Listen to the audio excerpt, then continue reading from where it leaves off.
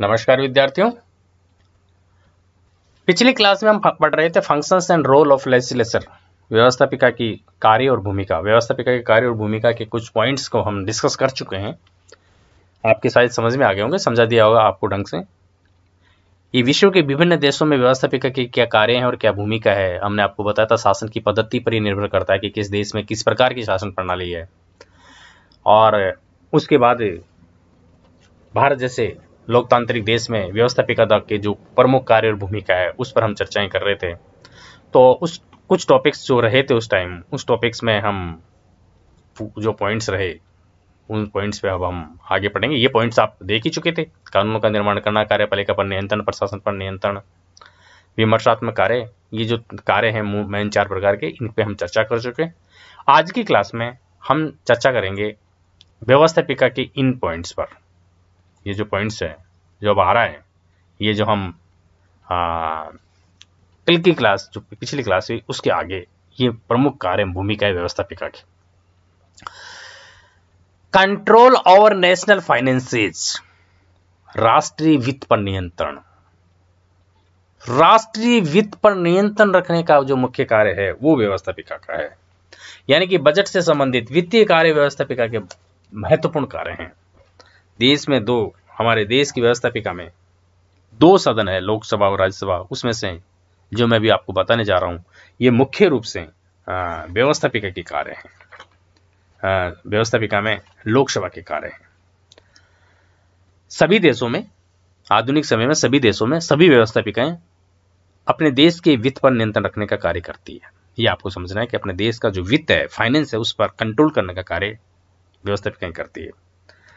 देश की जो सरकार होती है, कार्यपालिका पार्ट जिसको हम बोलेंगे, देश की सरकार मीन्स कार्यपालिका, व्यवस्थापिका की स्वीकृति के बिना न तो देश के नागरिकों पर कोई कर लगा सकती है, न ही राष्ट्रीय खजाने से कोई व्यय कर सकती है। इस लाइन का मतलब है कि कार्यपालिका तब तक जनता पर कोई टैक्स नहीं लगा सकती, कोई कर नहीं लगा सकती, जब तक कि व्यवस्थापिका की स्वीकृति ना मिल जाए, अर्थात व्यवस्थापिका परमिशन ना दे। और ना ही राष्ट्रीय खजाने से देश का 1 रुपया भी खर्च नहीं कर सकती कार्यपालिका, जब तक कि व्यवस्थापिका उसकी स्वीकृति ना दे। इतना इंपॉर्टेंट कार्य है। तो देश के नेशनल रिसोर्सेज पर, financial resources, control over national finances, राष्ट्रीय वित्त है, उन पर व्यवस्थापिका का कंट्रोल रहता है। अगर हम इंडियन कॉन्स्टिट्यूशन में बात करें तो इंडियन कॉन्स्टिट्यूशन के, भारतीय संविधान के आर्टिकल 265 और 266 में स्पष्ट प्रावधान किए गए हैं कि विधि के प्राधिकार के बिना न तो सरकार नागरिकों पर कोई कर आरोपित कर सकती है और न ही राज्य की संचित निधि से कोई व्यय कर सकती है। ठीक है, मतलब सरकार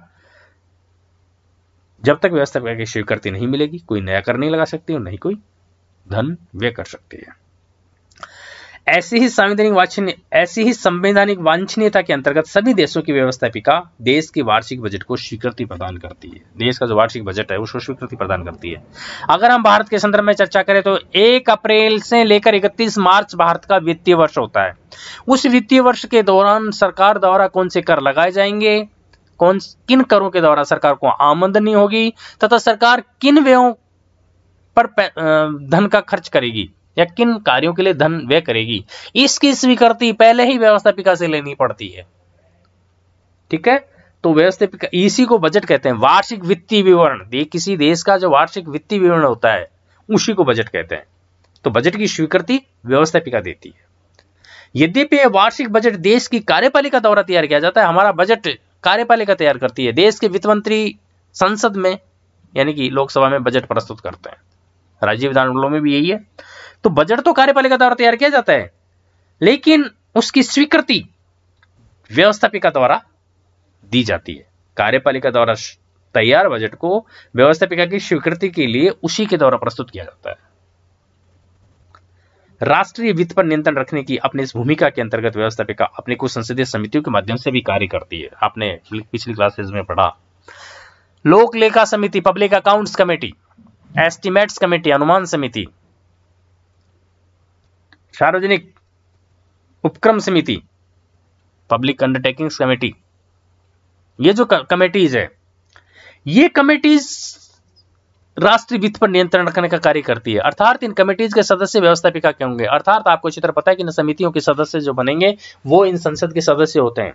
लोक लेखा समिति, अनुमान समिति, इनके कार्य डिटेल से आपको पिछली क्लास में ढंग से, मतलब लास्ट ईयर की क्लास में ढंग से पढ़ा दिया गया है।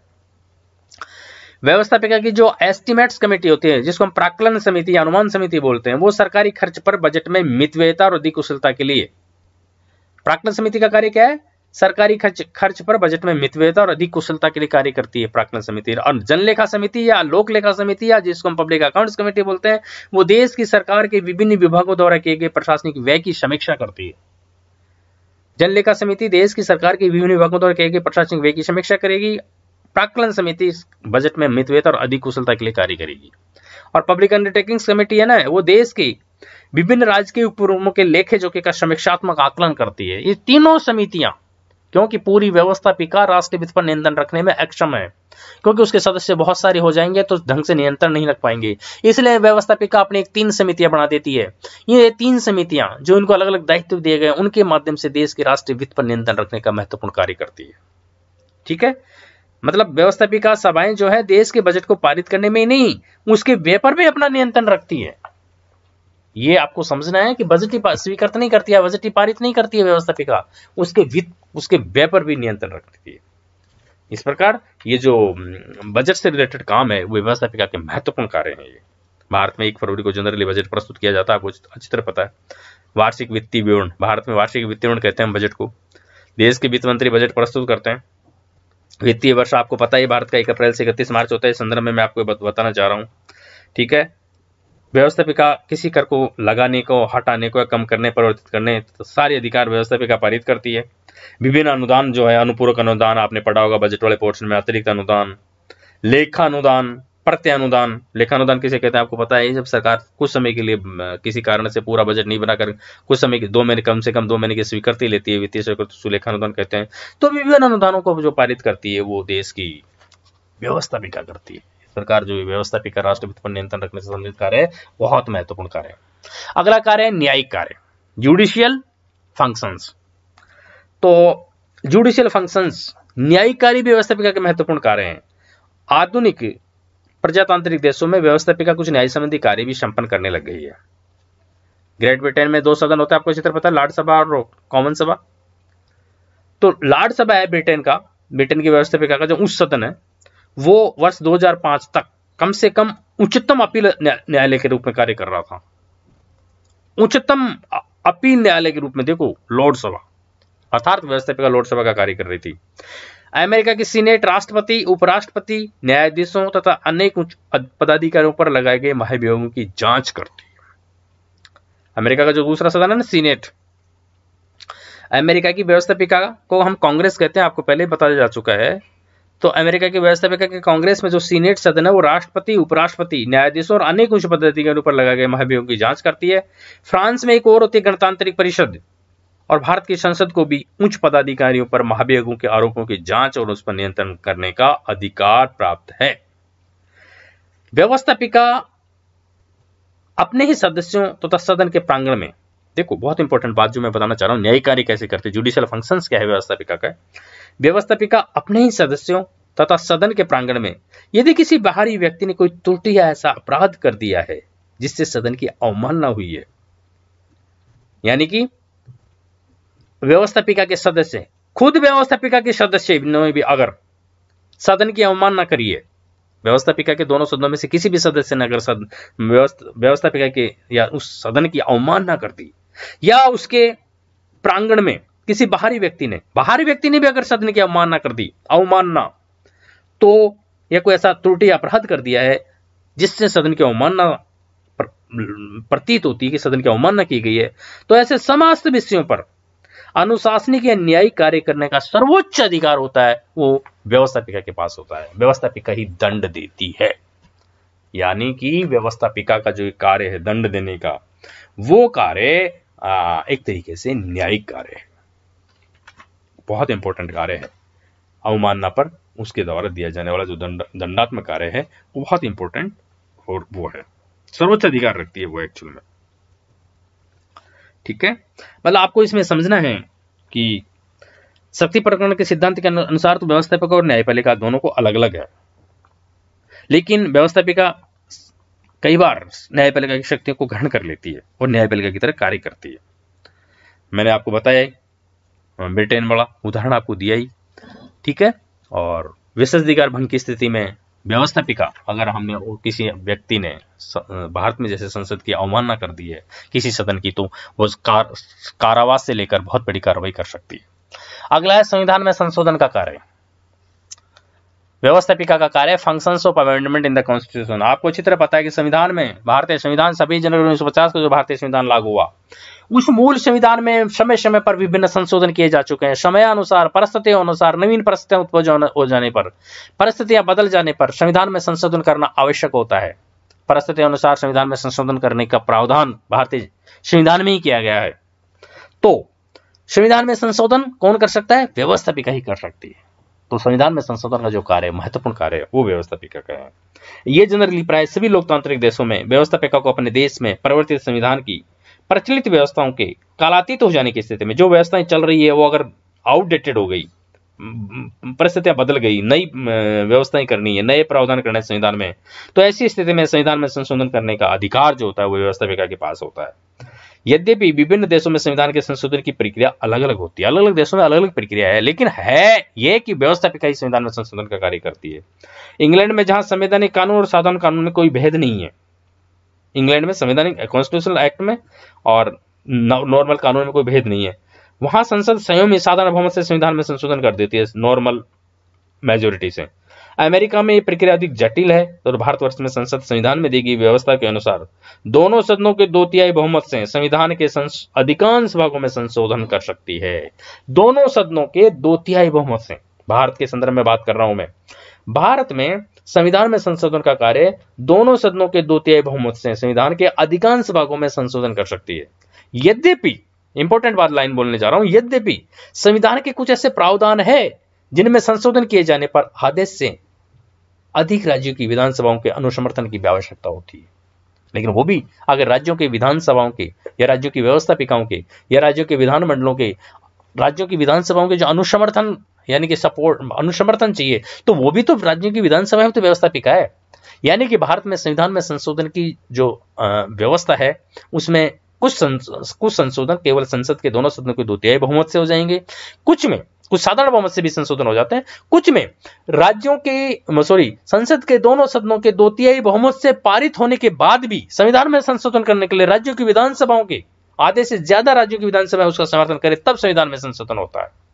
तो आपको यह समझना है कि संसद की व्यवस्थापिका, संसदीय व्यवस्थापिका यानी दोनों सदनों के द्वारा राज्यों की विधानसभाओं का भी समर्थन चाहिए, वो प्रोविजन हमने संविधान में संशोधन के लिए किया है। लेकिन यहां पर आपको यह समझना है कि अगर राज्यों की विधानसभाएं अनुसमर्थन कर रही है या नहीं कर रही है, संसद संविधान में संशोधन कर रही है या नहीं कर रही है, अगर कर रही है तो उनका कार्य हो गया, क्योंकि वो भी तो राज्य की विधानसभाएं भी तो व्यवस्थापिका ही है। इसका संविधान में संशोधन का जो कार्य है, amendment in constitution, functions of amendment in the constitution, बहुत इंपॉर्टेंट कार्य है व्यवस्थापिका का, और ये कार्यपालिका या न्यायपालिका या कोई दूसरी व्यवस्था ऐसी नहीं कर सकती।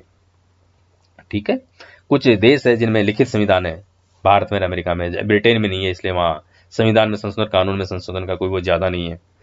ये मूल बात है। ये कार्य हुआ। अगला कार्य है निर्वाचकीय कार्य। निर्वाचकीय कार्य, इलेक्टोरल फंक्शंस। देखो, व्यवस्थापिका निर्वाचन संबंधी भी कार्य करती है। सभी देशों की व्यवस्थापिकाएं कुछ निर्वाचन संबंधी कार्य भी संपन्न करती है, आपको समझना है। इलेक्टोरल फंक्शंस करती है सभी देशों की व्यवस्थापिकाएं। अगर हम उदाहरण लें, स्विट्जरलैंड की संघीय सभा मंत्रिपरिषद के सदस्यों, न्यायाधीशों तथा प्रधान सेनापति का चुनाव करती है। स्विट्जरलैंड की जो संघीय सभा है वो मंत्रिपरिषद के सदस्यों का, न्यायाधीशों का और प्रधान सेनापति का, प्रधान सेनापति, न्यायाधीश, प्रसंगी मंत्रिपरिषद सदस्य, उनका चुनाव व्यवस्थापिका करती है स्विट्जरलैंड में। सोवियत संघ में व्यवस्थापिका मंत्रिपरिषद के सदस्यों और उच्चतम न्यायालय के न्यायाधीशों का निर्वाचन करती है। सोवियत संघ में भी जो वहां की पार्लियामेंट मतलब लेजिस्लेचर है, व्यवस्थापिका वो मंत्रिपरिषद के सदस्य और उच्चतम न्यायालय के न्यायाधीशों, उनका निर्वाचन करेगी। भारत में संसद एवं राज्य विधानसभाओं के निर्वाचित सदस्य राष्ट्रपति का निर्वाचन करते हैं। आपको राष्ट्रपति पढ़ते टाइम बता दिया गया कि भारत में जो राष्ट्रपति है वो संसद और राज्य विधानसभाओं के निर्वाचित सदस्यों द्वारा निर्वाचित प्रतिनिधि होता है, अर्थात वो लोग वोटर होते हैं भारतीय राष्ट्रपति के, संसद के निर्वाचित सदस्य और विधानसभा के निर्वाचित सदस्य। भारत के उपराष्ट्रपति भी संसद के दोनों सदनों के निर्वाचित सदस्यों द्वारा चुना जाता है। भारत में जो वाइस प्रेसिडेंट होंगे, उपराष्ट्रपति होते हैं, वो भी उसमें राज्यों की विधानसभा के निर्वाचित सदस्य भाग नहीं लेते हैं भारत के उपराष्ट्रपति के निर्वाचन में, लेकिन संसद की जो निर्वाचित सदस्य होंगे वो भारत के उपराष्ट्रपति का चुनाव करते हैं। लोकसभा अपने अध्यक्ष का, लोकसभा अध्यक्ष को कौन चुनता है, चुनाव कौन करता है लोकसभा अध्यक्ष का, लोकसभा के सदस्य, एवं राज्यसभा अपने उपसभापति का निर्वाचन करती है। ये कुल मिला के इन सभी बातों का कहने का मतलब ये है कि व्यवस्थापिका कुछ महत्वपूर्ण निर्वाचकीय दायित्वों का संपन्न करती है, निर्वाचन संबंधी कार्य करती है व्यवस्थापिका। तो ये जो निर्वाचकीय कार्य हैं ये बहुत इंपॉर्टेंट कार्य हैं। राष्ट्रपति का चुनाव अगर हम भारत के संदर्भ में देंगे, उपराष्ट्रपति आपको बता ही दिया, लोकसभा राज्यसभा के सदस्य मिलकर उपराष्ट्रपति को चुनेंगे। इस प्रकार व्यवस्थापिका जो फ्रांस में है, फ्रांस में व्यवस्थापिका के दोनों सदन मिलकर वहां के राष्ट्रपति का निर्वाचन करते हैं। ठीक है, तो ये जो निर्वाचन संबंधी कार्य है व्यवस्थापिका के महत्वपूर्ण कार्य है। इन कार्यों को, निर्वाचन संबंधी कार्यों को व्यवस्थापिका द्वारा इन निर्वाचन संबंधी कार्यों को व्यवस्थापिका को दिए जाने के कारण व्यवस्थापिका के दायित्व महत्वपूर्ण है, इंपॉर्टेंट है। जो बाकी है वो हम इसके व्यवस्थापिका कार्य भूमिका में भी और कुछ टॉपिक्स है, कुछ और पॉइंट्स है, कुछ और बातें से आपको डिटेल से समझना है, वो हम पढ़ेंगे अगली क्लास में।